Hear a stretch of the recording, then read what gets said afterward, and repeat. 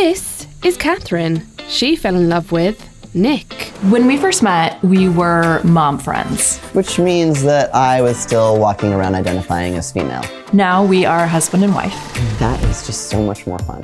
You know, there was definitely a period of adjustment. Things happened slowly, but also quickly. But now I really can't imagine Nick being anyone other than who he is. I think that we actually probably get more judgment online than we do in person. People, without meeting us, just come along and say things like, I can't believe she stayed with you, or Nick, a biological woman. How you doing this morning? I'm tired. This is actually a really calm morning. Everyone's quiet. It's a Friday. It's a Friday. We're all done. We're all spent. I'm Catherine North. And I'm Nick North, and together we are the Norths. We live in a little cabin in the woods with our 5 kids and our big goober of a dog and so many chickens. When we first met, we were mom friends. Which means that I was still walking around identifying as female. Now we are husband and wife. And that is just so much more fun. Before I met Catherine, I was married to the nicest man around. He is top notch. We had 4 babies. We created a really wonderful life together, but it wasn't the right one. Nick and Catherine met at a conference where Catherine was a speaker, and despite living in different countries, quickly became firm friends, which later developed into more. When I first met Nick, he was, I thought, this straight woman, happily married. He was pregnant and had a baby in his arms. There was more to be revealed. Catherine was heterosexual with a child herself. Hey, babe. When she fell in love and eventually married Nick. So we got married in the summer of 2016. We had been dating for 17, 18 months at that time. When the couple married, Nick was identifying as a woman, but that didn't feel right, so decided to start his transition into a man. My transition journey started as a kid when I knew that I wasn't a girl, but I didn't know what that meant. And until I fell in love with Catherine, I didn't have the chance to explore that in myself. And then I did, and I was like, oh, I know who I am. I'm a dude. This is great. And I started testosterone, I had a hysterectomy, I had top surgery, and now I feel so comfy, cozy in my body. I wanted to be supportive. I was supportive, but I was also afraid. I didn't know what that meant. I didn't know what it would mean for him or for me or for our kids. You know, there was definitely a period of adjustment. Things happened slowly, but also quickly. But now I really can't imagine Nick being anyone other than who he is. This transition has been so important for Nick, but it doesn't mean that there weren't challenging moments along the way for both of us. You know, there have been physical challenges for him, emotional challenges, you know, changing your body's chemistry. It can be kind of a tumultuous process. And I think the hardest thing for me is to let him just have his experience without wanting to rush in and fix it all and make it all better. All right, everybody, 20 minutes until go time. Mr. Mayhem, you still are missing your socks. Where are they? Sorry. Whoopsie daisy. You know, I don't know. Remember that one? Okay. It's very good. It's gonna be like boiling hot summer later today. I know, but because our kids were a range of ages when I transitioned, the oldest being 10 at the time and the youngest being almost 2. They have a different experience, each of them. Our youngest doesn't remember me as anything other than dad. And our oldest is like, remember when we used to call you mama? That was so strange. I can't even believe that. Always to the very back of the bus. Yep. Okay, another day. They're off. Mm-hmm. We did it. We win at parenting for another day. Mostly me.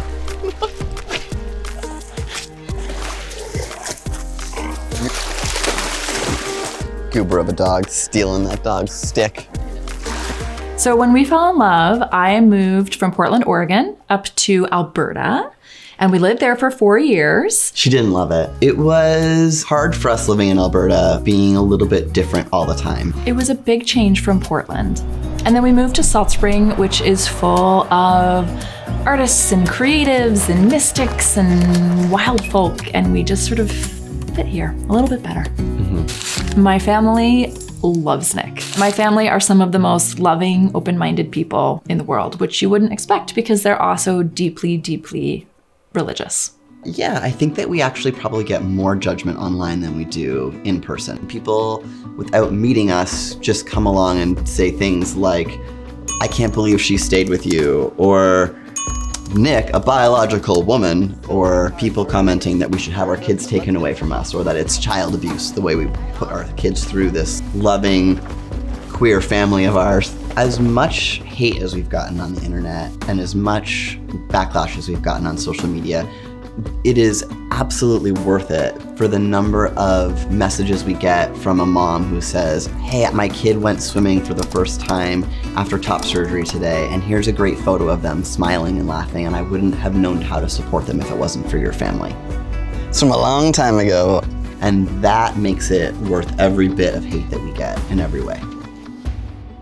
Look at you. So was this... So this Is is this right before you started testosterone? I hadn't started testosterone yet, but I was using he, him pronouns with you and with our close friends. Here was me traveling, and I used to I used to wear a suit to travel because I would be gendered properly if I wore a suit.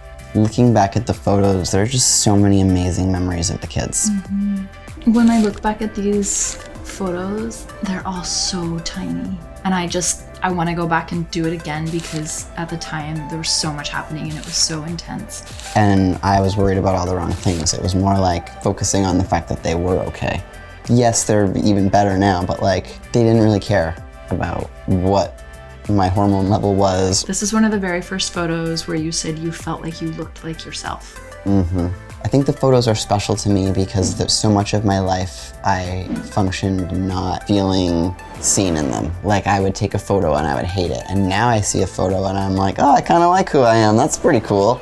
I think we've had kind of an unusual experience blending our family. We just all really love each other. You don't have to make yourself small to be loved by the right person. It really is love if they want you to be big and flourish and be your truest self, even if that's uncomfortable for them. I was almost 40 when I fell in love with Nick, and I didn't actually believe that romantic love was a real thing. I thought it was kind of like a myth. For all of the challenges and all the ups and downs, I love you.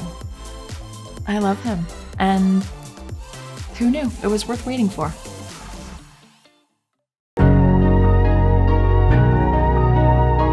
We have 2 trans kids. Anyone can be whoever they want. I'm just owning it. Our family is seen to be very unconventional. So I had kids and I can't be hot anymore. Like, moms are hot too. People say I look like a thug, but I love thugs. I take that as a compliment. I'm bored of people thinking that I cannot be intimate. I'm a young, single, hot piece of disabled booty. I feel like I'm going to look at myself and be like, who is that? Life is way too short to be hiding. It is my story, it is my truth.